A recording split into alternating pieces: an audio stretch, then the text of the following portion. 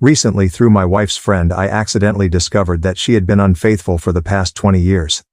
I decided to end our marriage. My wife, 44 female, and I, 43 male, have shared 20 years of marriage, and our journey began when we were high school sweethearts. She was a senior, and I was a junior. Our relationship endured a long-distance phase during her first 2 years of college, while I finished high school and completed a year at community college. Eventually, we attended college in the same city, and from that point we have been inseparable, living together and building our life. We married the summer after my college graduation, and overall, our marriage has been wonderful. However, I recently initiated a divorce after uncovering that she had been involved with multiple men during those 2 long-distance years.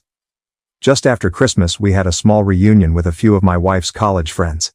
It was a cozy evening filled with laughter and reminiscing as we caught up over dinner and shared memories. During the conversation, my wife casually mentioned that we met in high school. She didn't clarify that we were dating back then, just that we had known each other since high school. One of her old college roommates exclaimed how remarkable it was that we met so young, had our wild college years, and still ended up together. I played along, jokingly saying I wasn't sure if my wife was as wild as I had been.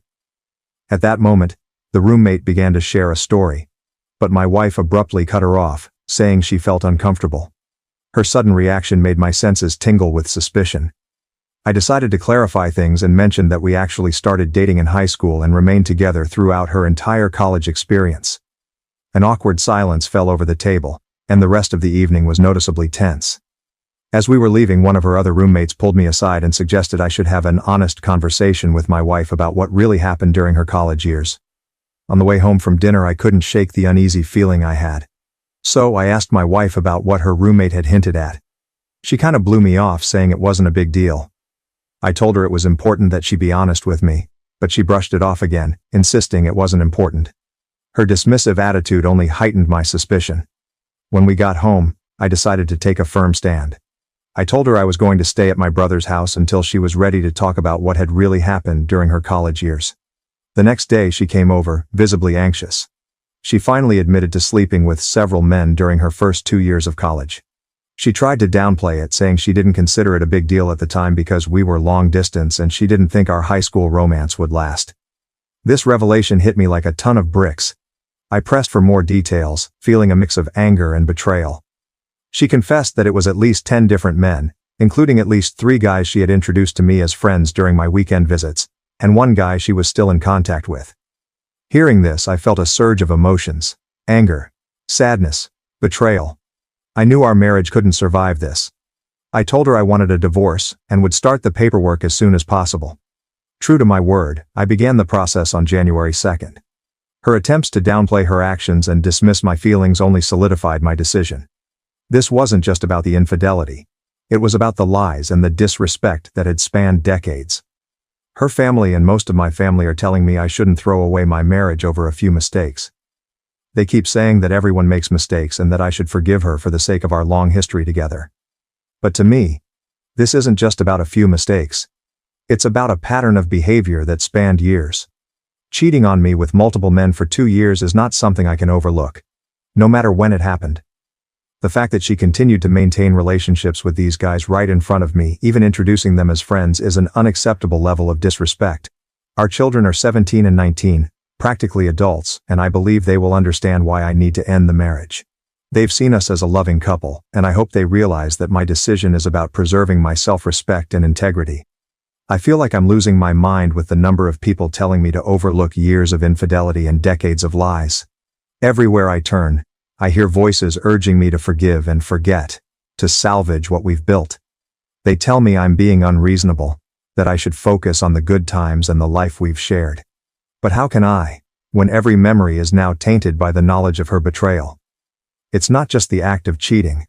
It's the deceit, the lies, the continuation of friendships with those she cheated with. How am I supposed to trust her again? How am I supposed to look at her the same way, knowing what she did, and how she dismissed my feelings when I confronted her? I keep questioning myself, wondering if I'm overreacting, if I'm being too harsh. But then I remember the pain I felt when she admitted to her affairs, the anger and betrayal that surged through me. I remember the nights spent wondering how she could introduce me to those men, how she could maintain those friendships without a hint of guilt. It's not something I can simply get over. It's a fundamental breach of trust that has shattered our marriage. Am I wrong for leaving? I don't think so. I feel like I'm fighting for my dignity. For my right to not be lied to. To not be disrespected in such a profound way. It's not about revenge or holding a grudge. It's about acknowledging that some lines, once crossed, cannot be uncrossed. I'm writing this because my wife and a few of her friends have been telling me it's normal to sleep with other people in a long-distance relationship, and that I'm the odd one out for not doing the same. I felt like I was being gaslit and needed an outside perspective. Since we live in a state with a waiting period to finalize a divorce, I thought it would be wise to get some insight before things are set in stone. After hearing these comments, I see a handful of people agreeing that it's common to sleep around in long-distance relationships, but they seem to be a minority. During those 2 years of college, we saw each other a couple of weekends a month. I lived about 3 hours away from her college, so while it was long distance, it wasn't like we were separated by the entire country. We didn't go months without seeing each other. The 3 guys I met while she was in college were introduced to me during parties. These weren't formal introductions, just casual meetups at social gatherings. The topic of me being her boyfriend never really came up, so I have no idea if they knew we were in a relationship. One of these guys is still in our lives because he married a mutual friend from college. He isn't some secret contact she's been messaging on the side. He's someone we've both been in touch with regularly for years. After finding out about my wife's infidelity, I spoke to him a few times to understand his side. He told me he had no idea we were dating back then and has since blocked my wife on social media out of respect for me. Some people have questioned how her college roommates didn't figure out the timeline at our wedding. The answer lies in how we handled our marriage celebrations. My wife and I had a very small ceremony with just close family in Texas. Later we went back to the East Coast and threw a big party for our friends. We skipped the typical wedding reception traditions where couples share details about how they met and their journey together. Because of this, her roommates never pieced together that we started dating before she went to college. They seemed to assume that we only started dating during the year we both lived in the same city and then moved in together. This gap in their understanding explains why they never questioned the timeline or suspected any infidelity. I was open to therapy or some kind of attempt to save the marriage. I genuinely believed that with some effort we might be able to work through this. But her constant insistence that what she did was perfectly normal and that I'm the one who's overreacting has been too much for me to handle. She keeps telling me that sleeping with other people in a long-distance relationship is commonplace, and that I'm being unreasonable. The only time she showed any remorse or even offered to reconcile was when I started filing the divorce paperwork. That brief moment of contrition quickly evaporated, and in the last week, she's reverted to her original stance, insisting that she's right and I'm overreacting. This back and forth is why I feel like I'm being gaslit. It seems so obvious to me that her actions were a major betrayal. Yet I've got my wife and others telling me that it's normal and that I'm the one who's making a big deal out of nothing. Her dismissive attitude only adds to my confusion and frustration. I tried to communicate how deeply her infidelity hurt me, hoping she would understand the gravity of the situation. Instead, she minimizes my feelings, treating them as an overreaction to something trivial. It's like she's rewriting the rules of our relationship and expecting me to accept them without question. This constant invalidation of my emotions is maddening. I feel like I'm being manipulated into doubting my own perceptions and feelings. Her refusal to acknowledge the seriousness of her actions, coupled with her attempts to normalize infidelity, only deepens the rift between us. It's not just the cheating itself, but her inability to recognize why it's a big deal and why I feel so betrayed. I'm at a point where I need to protect my own mental and emotional well-being. I can't continue in a marriage where my feelings are dismissed and my trust is shattered. Her lack of genuine remorse and her insistence that I'm the one who's out of line make it impossible for me to see a path forward together. I'm not overreacting. I'm standing up for myself and my right to a respectful, honest relationship. I'm not getting a paternity test unless my kids ask for it themselves. I have no doubts about their biological connection to me, and even if a test showed otherwise, it wouldn't change how I feel about them. I love them more than anything, and my wife's infidelity doesn't alter the fact that they've been my kids for 19 years. They will always be my kids no matter what until the day I stop breathing. We were definitely exclusively dating at the time. First of all, dating culture was a lot different 20-ish years ago, and exclusivity was pretty much the default for most people. There wasn't this open relationship or casual dating mindset that seems more prevalent today. It was understood that if you were with someone, you were with them alone. Second, before she left for college, We had a long and difficult conversation about maintaining our relationship long distance. It wasn't an easy discussion, but she was adamant about staying together. She even joked that her dad would come after me if I started sleeping around with other girls at my school. That joke carried a lot of weight, indicating how serious she was about us staying faithful to each other. Another clear indicator was the situation with my senior prom. She couldn't attend because she was away at college, and when I suggested going with a platonic female friend, she got very upset. Her reaction showed how much our relationship meant to her, and reinforced the idea that we were exclusively together. To avoid hurting her feelings, I ended up skipping my prom and spent the night hanging out with her instead. While we might not have explicitly used the word exclusive, all these reasons combined with the nature of our relationship before she left for college made it clear that we were committed to each other. The expectation of fidelity was implicit in our actions and discussions. I followed up with the friend who suggested I should have an honest conversation with my wife. She revealed that 10 guys would be on the low end, and mentioned that there was at least one pregnancy scare during those years, which I had no idea about. Honestly, the number of guys isn't the main issue for me. What really matters is that my wife seems completely incapable of understanding why her actions were wrong and why I feel so deeply betrayed. It would make a huge difference if she showed any genuine desire to fix this, but she hasn't. Throughout our conversations, she consistently dismissed my feelings, telling me I was overreacting to what she considered totally normal behavior. She didn't express any regret or consideration for the hurt she caused until she realized I was serious about filing for divorce. Only then did she get defensive and angry. But even in that moment, it was clear her concern was more about the consequences than about my feelings. The lack of remorse was evident. She didn't offer to fix things or suggest ways we could work through this until I had already started the paperwork and notified her that I had a lawyer. It wasn't about repairing our relationship, it was about damage control. This response reinforced my belief that she doesn't grasp the depth of her betrayal. It's not just about the infidelity itself, but about her ongoing disregard for my feelings and our marriage. Her dismissive attitude, especially in the face of such a serious issue, left me no choice but to move forward with the divorce. I believe we can manage co-parenting. Our kids are older, and I've been saving for their college and post-high school expenses for years, so custody and financial issues shouldn't be a major hurdle. We're both financially stable and earn good incomes. I'm open to therapy if she's willing, but at this point it feels more about becoming effective co-parents and finding closure rather than saving our marriage. I've taken steps to move forward with the separation. I hired a lawyer who drafted an intent to separate documents and sent it to her via certified mail. This isn't an official divorce paper filed with the state. It's more of a preliminary step, ensuring she has the opportunity to hire her own lawyer if she wishes to contest it.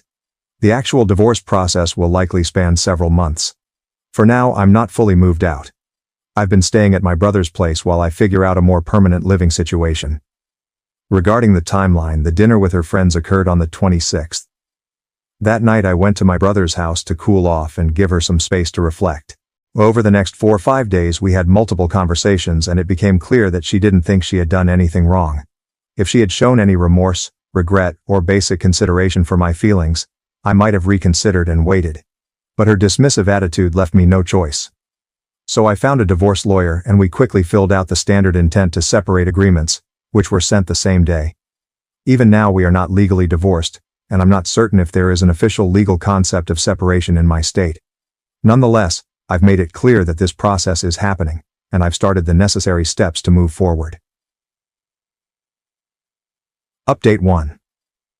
Let's dive into what I discovered about her college years. After several counseling sessions with my wife and conversations with 2 of her former roommates, it became apparent that her roommates had suspected something was amiss back in college. They mentioned that the situation seemed off and likely involved cheating. My wife had told them that we both had some wild times in college but had worked things out before we got married, so they never felt the need to bring it up. The roommate who pulled me aside during the dinner was particularly uncomfortable with the fact that my wife had clearly never discussed this with me and felt I deserved to know. Regarding the men she was involved with, it turns out that the introductions to some of these guys weren't intentional. One of the men she slept with ended up dating and eventually marrying one of our mutual friends from college. This was the guy she remained in contact with. In our counseling sessions, my wife initially tried to shift the blame onto me, suggesting that I had pushed her into those situations. However, she has since acknowledged that it was wrong. When I visited her during college, she often planned for us to stay in her room or hang out alone. but I wanted to experience college parties, as I had missed out on that during high school and community college. She didn't expect me to meet the guys she had been with, but they were often at these parties and she felt she couldn't avoid it. While I still think it's incredibly disrespectful, it's somewhat less egregious than if she had intentionally paraded me in front of them. The whole situation has been a complex web of half-truths and omissions, which makes it all the more difficult to process. Her friends suspected but didn't intervene, and my wife managed to maintain this facade for years. Most of our therapy sessions have centered around why I see her infidelity as a significant betrayal, while she doesn't. Initially, she rationalized her actions by saying that none of these men were in relationships with her. They were mostly one-night stands or friends with benefits. In her view, these encounters didn't qualify as a big deal since they weren't romantic relationships. Her words, not mine. From my perspective, the nature of the relationships was irrelevant. We never agreed that such behavior was acceptable. In fact, she had actively discouraged me from doing the same. The double standard was glaring, and added to my sense of betrayal. As we delved deeper into this issue over the course of 2 therapy sessions and after she consulted with some friends, my wife began to see things differently. She now acknowledges that her actions were a breach of our trust and the foundation of our relationship. This new shared understanding has allowed us to discuss the situation more openly and honestly, moving from heated arguments to productive conversations. This shift in our dynamic gives me some hope for our future as co-parents. While the prospect of saving our marriage feels out of reach, being able to communicate honestly about our past can help us establish a healthier relationship moving forward. This is crucial for the well-being of our children and for navigating the complexities of co-parenting effectively. Now here's why I'm 100% committed to getting a divorce. 2 pivotal things came to light that made it clear I needed to end the marriage. First, about 10 years ago, we hit a rough patch and went through a period of almost 2 years without any intimacy. She had mentioned that our physical relationship was becoming monotonous, so I tried to bring some excitement into it. Nothing extreme, just some light roleplay and items you'd find at a novelty store. However, it turned out she was fixated on some intimate experiences from her college days, which she is not comfortable discussing. She wanted me to recreate those experiences, but when I did, it made her feel awkward and guilty because it reminded her of other men she had been with. The fact that she insists these experiences were meaningless, yet they still affect our marriage, tells me they were more significant than she's willing to admit. Second, she confessed to flirting with coworkers during business trips since the pandemic ended. Although she claims nothing physical happened, it did progress to the point where she went on a date with one of her male colleagues. For me, that was the absolute deal breaker. These revelations shattered any remaining trust I had. The first issue showed me that past experiences were still haunting our present despite her claims otherwise. The second issue made it clear that she was willing to cross boundaries again, even after everything we had been through. These 2 factors combined made it impossible for me to see any hope for salvaging our marriage. We have informed our children that we are getting a divorce. We explained to them that it stemmed from some bad decisions made during college, decisions that we've been unable to move past. During the conversation, my 19-year-old, who is currently in college, directly asked if I had been unfaithful to my wife while she was away at school. This question caught my wife off guard, but she bravely admitted to our children that she was the one who cheated. We have both agreed to refrain from sharing any more details with the kids. It's essential to protect them from the more painful aspects of our past. I reassured them that despite the separation, both of us remain fully committed to being there for them. I emphasized that we are in therapy to ensure we handle the divorce in the best possible way for our family's well-being. Furthermore, I made it clear to the kids that if they ever feel the need to talk about the situation, whether with us or a therapist, they have my full support. I want them to know they can express their feelings and seek help without any hesitation. It's crucial for them to understand that their emotional health is a top priority for both of us, and we are doing everything we can to navigate this difficult time together as a family. We've begun discussions with a mediator to figure out the best way to proceed with the divorce. Unless something changes, it looks like we can part ways amicably. Both of us are financially stable, free of major debts, and with our kids being older, custody isn't a significant concern. The past few months have been tough, but I'm managing. I'm actually thankful that my last post gained so much attention. It validated my feelings and pushed me to seek counseling with my wife. To be fair, my 19-year-old daughter has had her share of difficult relationships. She's been hurt by boyfriends who either cheated on her or abruptly left her for someone else. Given her past experiences with untrustworthy men, it's understandable why her initial thought might be that I was the one who cheated. Adding to her suspicion is the fact that I was the one who left the house. In her eyes, seeing her father leave the family home might have seemed like an admission of guilt or wrongdoing. Her experiences have understandably shaped her perspective, making it easier for her to believe that I could be at fault. When cheating came up, my wife made it clear that she was the one who being unfaithful. To be honest, I'm not overly concerned about the narrative here. From what I can tell, my wife hasn't said anything negative about me to our kids. Moreover, considering her recent admissions of flirting and cheating, along with her readiness to file for a joint, amicable divorce after just 6 weeks and 3 counseling sessions, it seems she was more prepared to move on than I was. This readiness on her part makes the logistical aspects of the divorce smoother, but it does sting a bit to see her having an easier time walking away from a 20-year marriage than I am. I'm fairly certain she's already looking for a new partner. During our meeting with the equitable divorce mediator, she explicitly mentioned that we are still married until the divorce is finalized and that any infidelity before that date could jeopardize our amicable settlement. This statement struck me as somewhat ironic given that our divorce is rooted in infidelity. Nevertheless, my soon-to-be ex was visibly annoyed when this topic came up. Additionally, I suspect that my current living situation, crashing in the guest room, might be hindering her prospects of moving on quickly. At the end of the day, I'm doing my best to come to terms with the end of our marriage. I've been attending therapy on my own, in addition to our couples sessions to help me cope. I'm mentally bracing myself for the likelihood of encountering the co-worker she only dated again. However, I'm hopeful that I'll find a new place and move out before the divorce is finalized. If everything goes smoothly with the mediator, we should be divorced by summer. I'll have my own place and she can just date whoever she wants. Update 2. My wife and I have finalized our divorce and everything is now official. We managed to have an uncontested, amicable divorce with minimal disagreements. Our lawyers collaborated to draft the plan through mediation, and a judge signed off on it a few weeks ago. Ultimately, the divorce process was straightforward. The only significant complication was related to our 17-year-old who was adamant about staying with me due to the deterioration of their relationship with my ex-wife. Initially, my wife resisted, ready to challenge the uncontested divorce. However, our son made it clear that she could either allow him a few months to process and rebuild their relationship or force him to stay with her until he turned 18 and risk never seeing him again. Although I felt my son's stance was a bit harsh, it did prompt my wife to back down. We moved forward with the agreement that I would have primary physical custody until his birthday later this year. Throughout this period, I've encouraged my son to remain open to mending his relationship with his mother.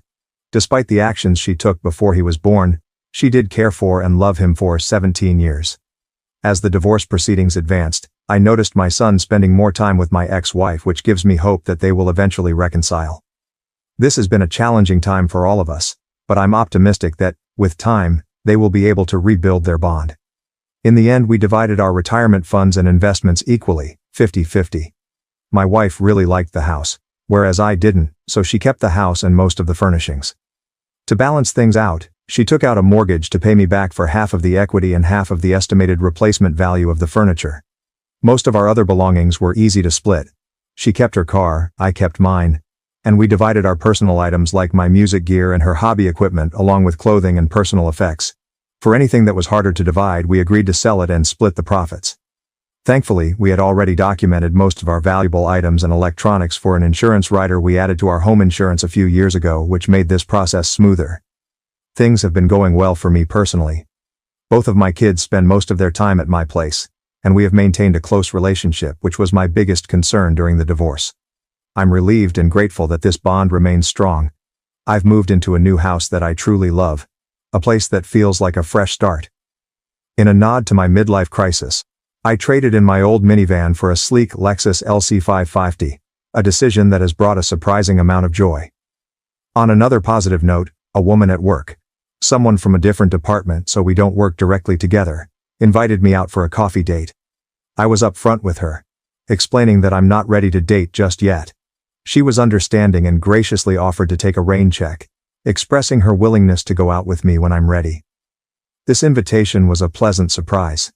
She's incredibly smart, has a great sense of humor, and our professional roles are distant enough that there's no awkwardness at work. My ex and I are still attending couples counseling, but now it's focused on achieving closure for our marriage and ensuring we can co-parent effectively. These sessions have been invaluable for processing everything and maintaining a healthy, positive environment despite the circumstances. However, they've also confirmed that divorce was the right decision. It's become evident through our discussions that my wife began dating as soon as the divorce process started, indicating that whatever love we had was already fading. I'm pretty sure the co-worker she claimed was just a friend even dropped her off at our recent session.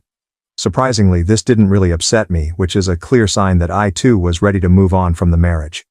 In the end, healing from the betrayal will take time, but I feel like I'm making good progress and can confidently say that the divorce was the right choice.